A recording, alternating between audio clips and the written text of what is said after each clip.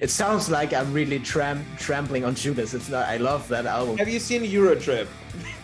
That old I've aged 10 years in 4 days. It would look weird to go. It would just look funny to be in these outfits on stage. I'm sure you're gonna be doing fine. Please put it on the internet. Hello, you middle bloomers, and welcome to the new interview episode on the channel. And today I'm more than happy to once again welcome a member of the band Lord of the Lost. This time, Pi Stoffers. Pi, how's it going, man? Thank you for joining me. Man. Thanks for having me. It's good to see you. We've never met, but I've seen you in the interview that you did with Chris. Awesome. Yeah.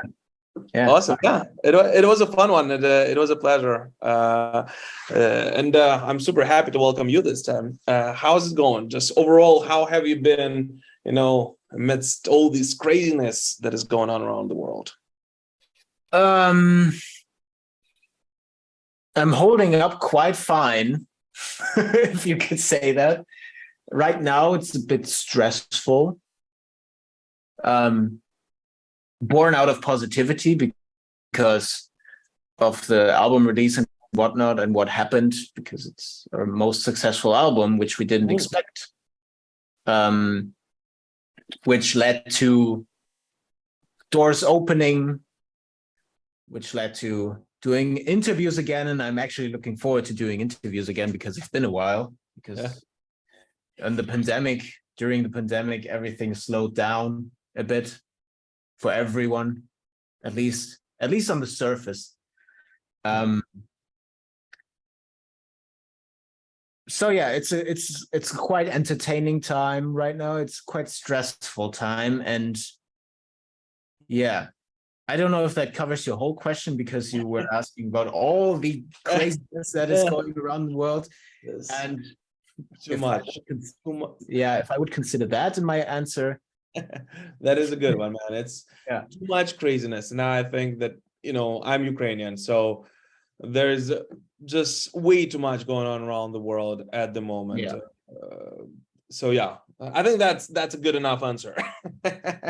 All right. So you started speaking about it, man. Of course, your newest album, you say that it was a surprise for you how well it was received. Well, let's start from the fact that it was a surprise for everyone that it would be released. Exactly. And everything. So whose idea was it? And how did you guys just come to that idea of just dropping it out of the blue and dropping a very non-conventional metal album? It's still a metal album, but it is a very non-conventional one. It does not conform to pretty much any standard that we are used to. Yeah. I mean, the whole conforming thing, right? I think we're a band that barely conforms in any way to a lot of things that we supposedly have to be, right? We started out as a Gothic band. At least to my opinion, we're far from being a Gothic band right now. And we, just as one example, and second example, releasing an album, what you would normally do these days is make a promo plan, set the date, and then prior to the release date, you have 3 to 6 months of promotion with various singles being released, with music videos. You would have a lot of interviews. You would end up really with being done with the album when it's being released. So like in a mood of, I'm done with this album. We did that with Judas. We announced it way before its release. We did a lot of promo, did a lot of singles, did a lot of whatnot, and people knew. With Judas, I mean, you didn't know half of the album when it came out because it was a double album with 24 tracks, but you knew a lot of it. And with a conventional album, you would basically know half of the album.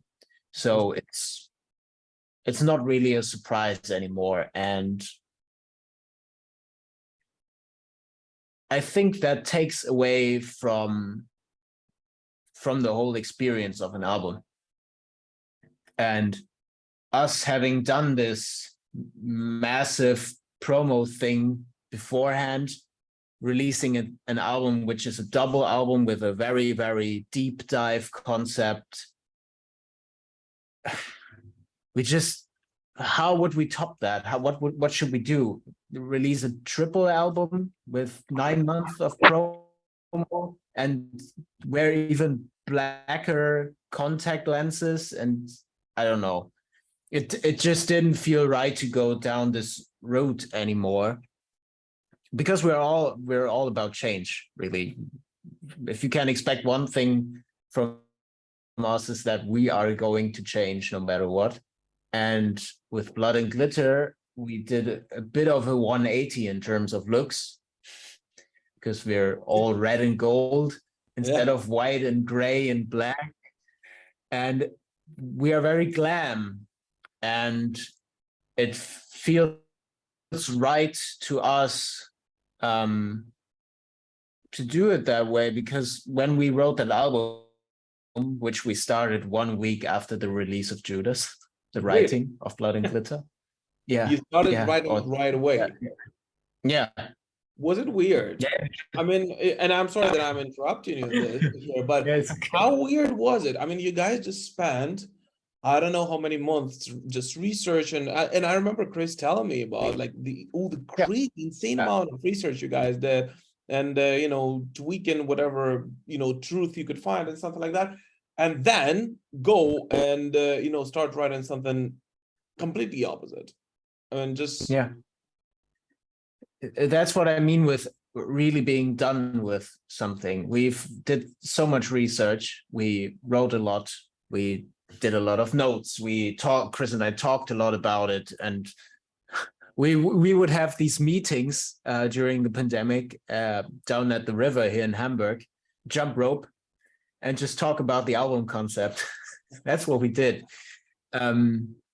And we did so many things prior to the release that when it was released, it was like, okay, now it's finally out. Now we can stop thinking in that mood, which led us to doing the polar opposite of it, to not be as emotionally heavy, to be not as dark. And we had a lot of energy that built up from not playing live. I think at least subconsciously we wrote an album which is very, very, very much suited to play live. All of the songs. There's not one ballad on the album. We drove away from the length of each song. I don't think that you have any song going above 5 minutes. I mean, just like, you can correct me. True, yeah. But all of them are just one after another, and you're all right, are very much, you know, suited for a sing-along, for a jump-along, whatever the flip you want to do at a show these days. I haven't been to a show for so long, I don't even remember what it is like anymore. It's still people like to dance and jump and whatnot, and to me it felt completely, that's what came out naturally, to do that, to embrace this energy, and to also not be as metaphorical on an album, because the whole Judas thing, it sounds like I'm really trampling on Judas. It's not. I love that album, and it was a lot of work, and I'm really proud of it. But I just love the contrast that we're in now. And on Judas, it was very metaphorical, and it suited the whole concept of the treason being adapted to a modern society. And now on Blood and Glitter, we're just more or less saying things as we think they are, and being very political and critical on the album was very, very important to us, and I love that.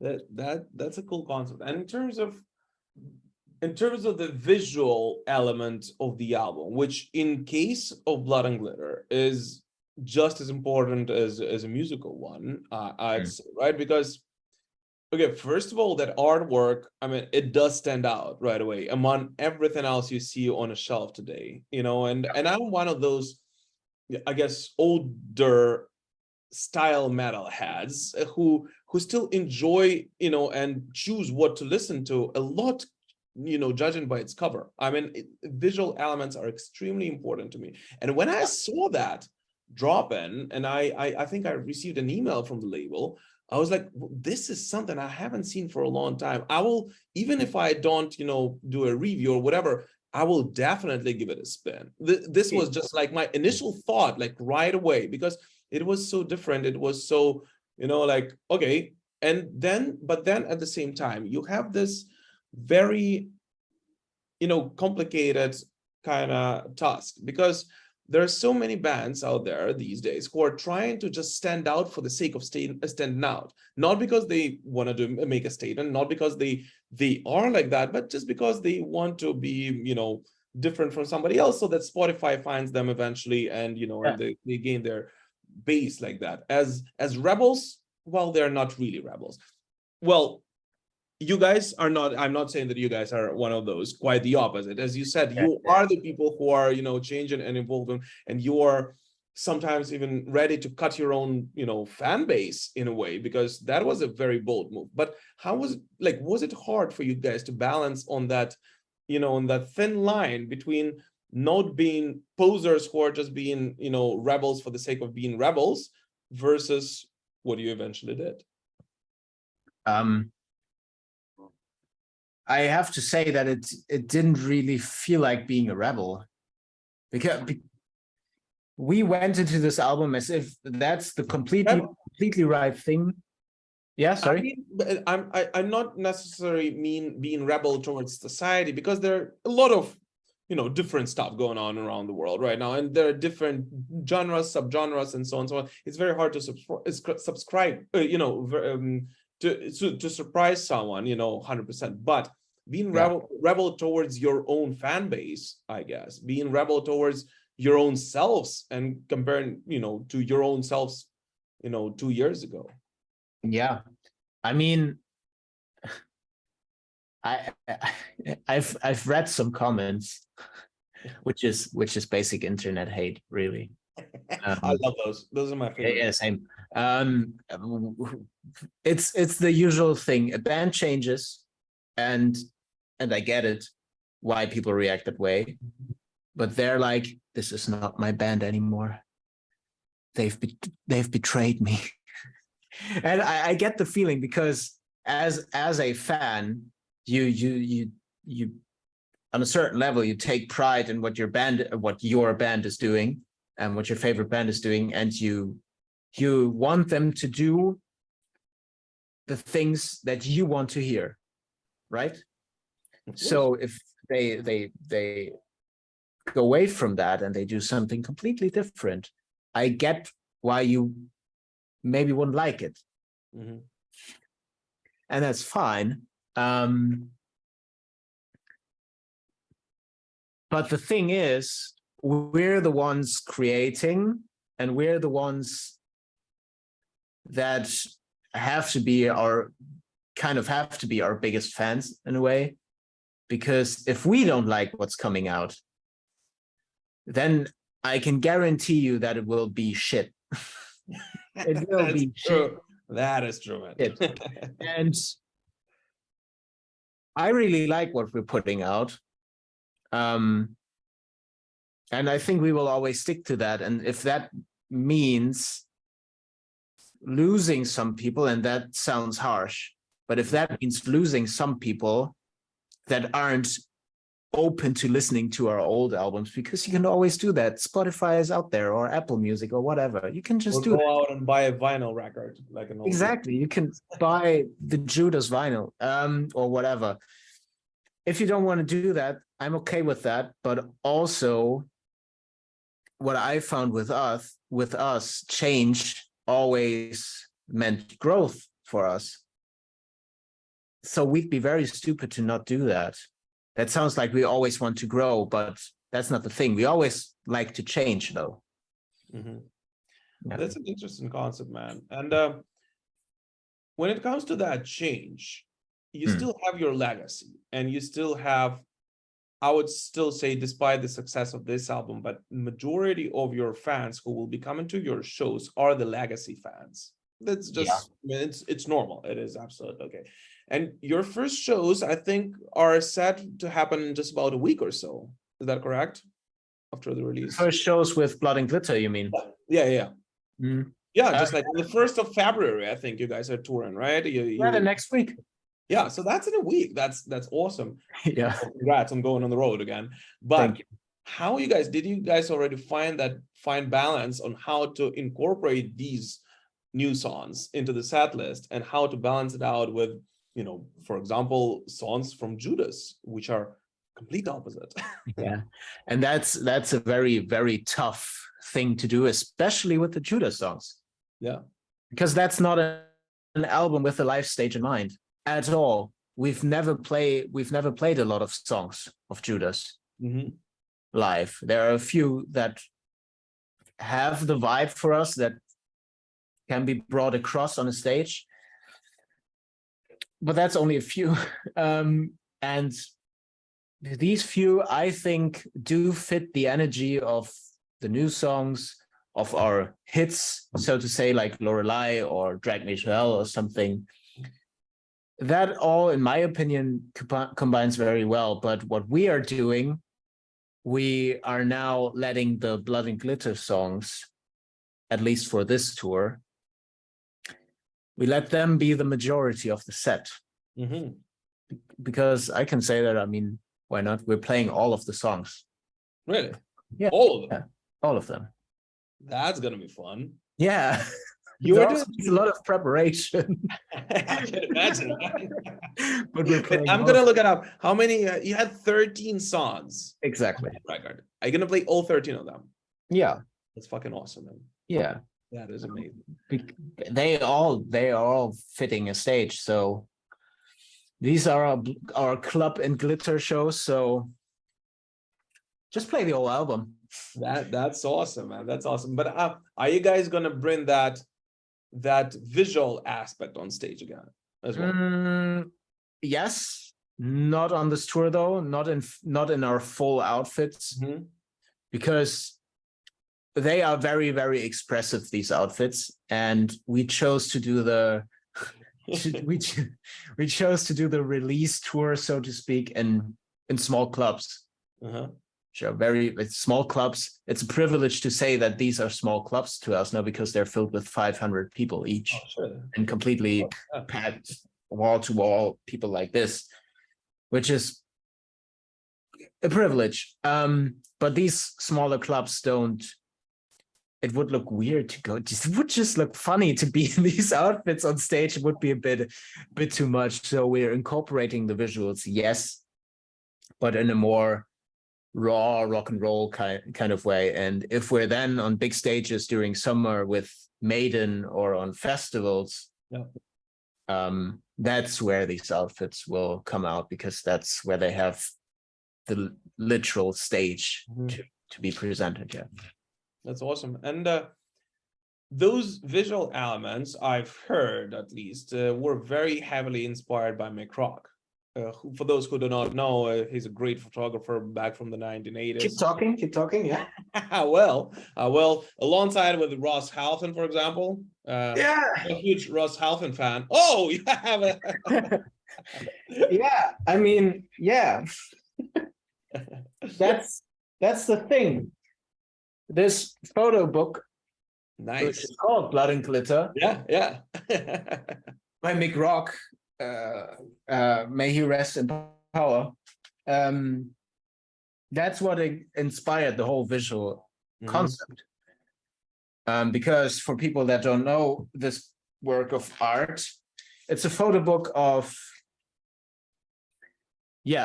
mostly backstage behind the scenes photos of artists of the 70s and 80s. So very glam, very, very out there. There's a lot of David Bowie in here, a lot of Freddie Mercury, the Queen in general. Wait, in order for us to continue this conversation, I have to bring out my book. so that we are on the same page here. So at least they're friends.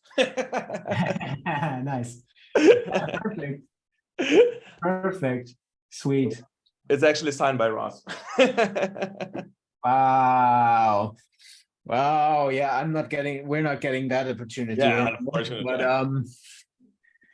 But yeah, you were saying. Sorry. Yeah, the whole thing of this, it's all very, very behind the scenes. And as if he was just holding a camera into these moments that are captured. There are rarely any post pictures. Mm-hmm. And we like that. And we did a lot of pictures like that. We had 2 days of photo shooting where we had various situations and outfits where a photographer from Hamburg here, he just pressed the trigger on the camera when things were happening. And we like this appeal to it. And apart from that, the words blood and glitter are just very, very nice and strong, contrasting words that we liked. And it wasn't hard to envision what that should look like for us. This is awesome. So when you were looking for that visual inspiration, did you like literally open the book and looked for, parts and elements? Did you incorporate any of the elements you saw in that book, or was it just simply your reimagination of his work? It's both. It's actually both, because when we were, for example, collecting ideas for these main outfits that you would see in the video for Blood and Glitter,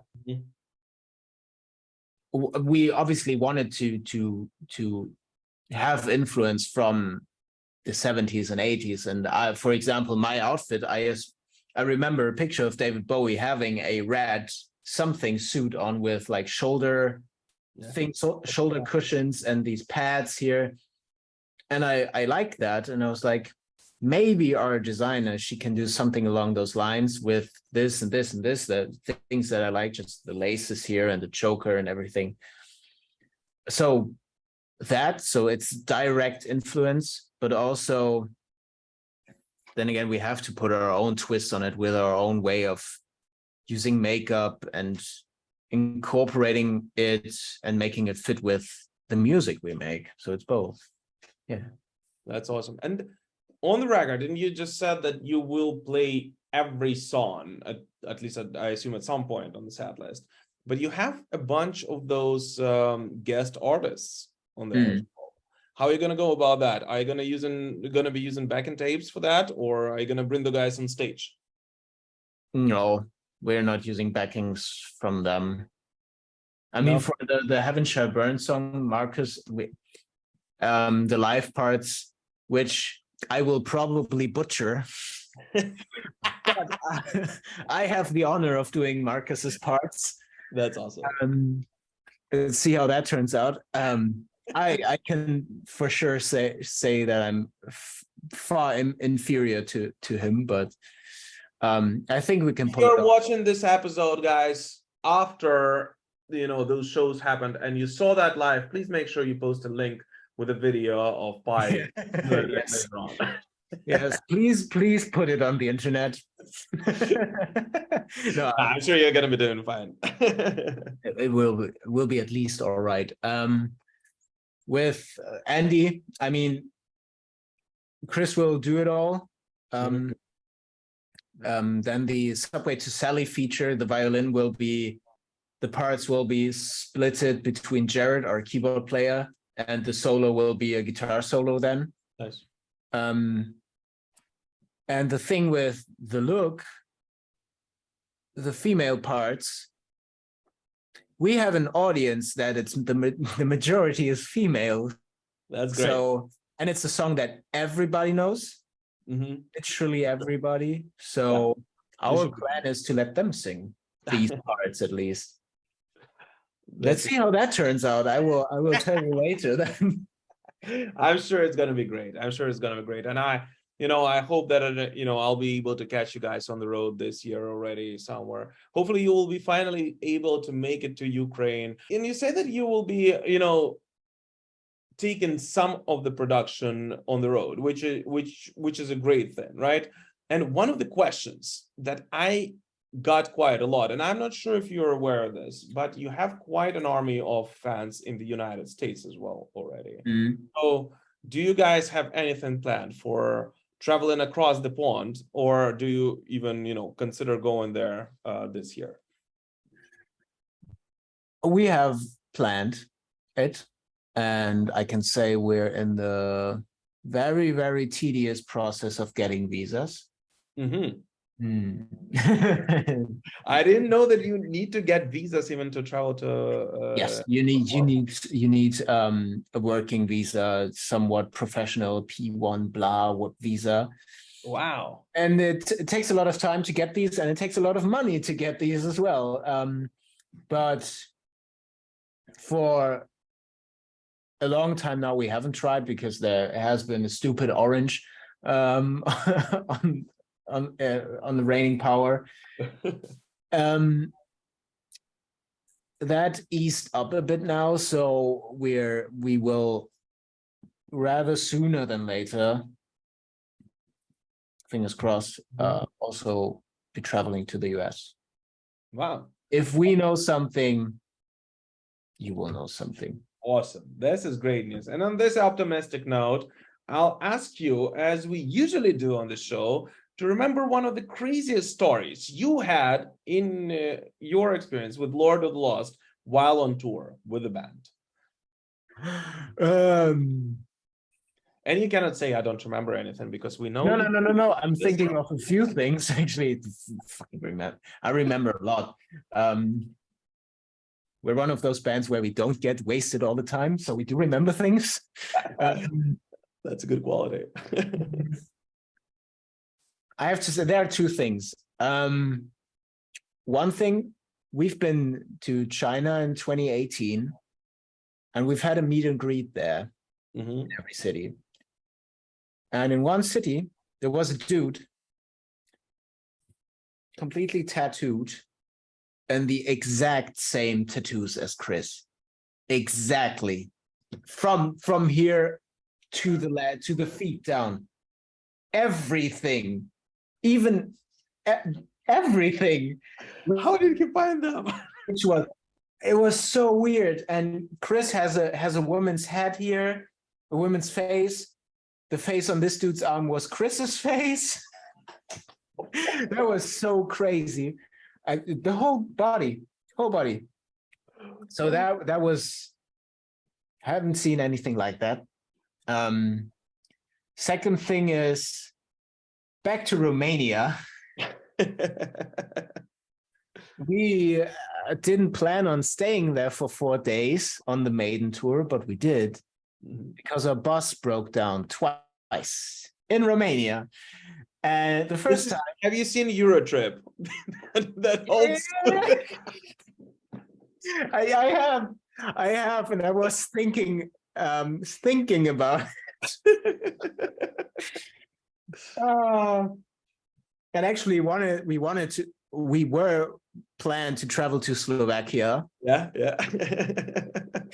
Didn't though, because we were standing for 3 days on the Rome Expo parking lot in Bucharest, because our bus didn't work. And for 2 days, people tried to fix it until someone flew in from Germany to fix it.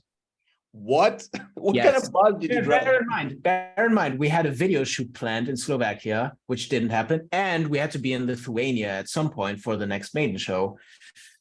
So we were able to drive.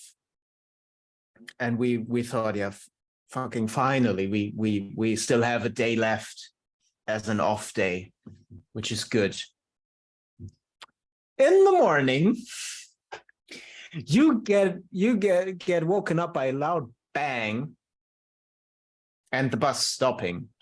Did you break the tire? Nope, worse. The bus driver wasn't used to driving manually. He only knew how to drive automatic. And he fucked up everything. The transmission, he just like killed the transmission. The whole transmission. And we were standing uphill on the highway, in Romania, in the middle of nowhere. So they had to tow the bus. We had to drive to the next city, get into a hotel. I was so done at that point. And by knowing we only have one day left, and the next day, then we have to be in Lithuania at 11 a.m. Another bus came from Germany with 3 drivers so they could make it without pause. They picked us up the night before the day we were supposed to play at 8 p.m. Oh my God. 3 hours late. And we drove to Lithuania, and we arrived 2 hours before our showtime. Oh my God, this is crazy. On a Maiden tour where you're the first support band and everything is new and you really don't want to be in the way. And this is the first tour. The Maiden. The first tour being back after the pandemic, and everything is already nerve-wracking. And then you have that. I've aged 10 years in 4 days. It was the worst experience in that moment, but it's always a great story to tell. And I'm so happy that we made it, and it gave us the confidence on that tour that from that moment on, I was like, okay, we can do anything. Absolutely. We can do anything. You could have also called Bruce to fly you from. Yeah, I guess we will do next time. Please Yo, pick Bruce. up Bruce. Are you busy right now? I guess you aren't, huh? Yeah. How was it, by the way, with Maiden, guys? How was it to roll with them? It was really, really cool. It was way better than we've even expected it. I mean, we've expected it to be mind-blowing because of the sheer size and everything, and it was. But the size of it wasn't the most craziest thing, really. The craziest thing was them being successful for decades, on the top for decades, and still being so humble and so welcoming and so into their thing that they're doing. They look like high school kids on stage when playing. I have to fairly say I wasn't really into Maiden as a fan, into their music, and I did. But when I watched the first show of them, I was immediately like, okay, I get it now. They were having fun. They were running around. Bear in mind, they're all in their 60s and 70s. Yep. Nico is 70. He turned 70 on that tour, and they're just great. And personally, they're great. And their crew is the most helpful crew on earth, or at least the most helpful crew that I've experienced so far. And they're great people. We got to know everyone on a more personal level. We're buddies. And when we got confirmed for this year for Maiden, because we exchanged numbers with some of the crew guys, and they wrote us like, hey guys, it's great to have you back. And so it's on that level that we were welcomed onto that production. And for me, that is one thing that I didn't expect to happen, that I don't take for granted, and that I learned a lot from, because we were the smallest part on that production, and they made us feel like as if we're equal. So that I hope that we can retain this level of being humble always, no matter where we are. This is awesome. This is called professionalism, and this is why Maiden are on top still, they are. after so many years. On that cheerful note, man, I truly hope, as I said before, that the next year, this year already, is going to be amazing for you guys in terms of touring. I hope that I'll be able to catch you live, either in Ukraine or elsewhere, and and experience whatever you guys have, that amazing show on the road.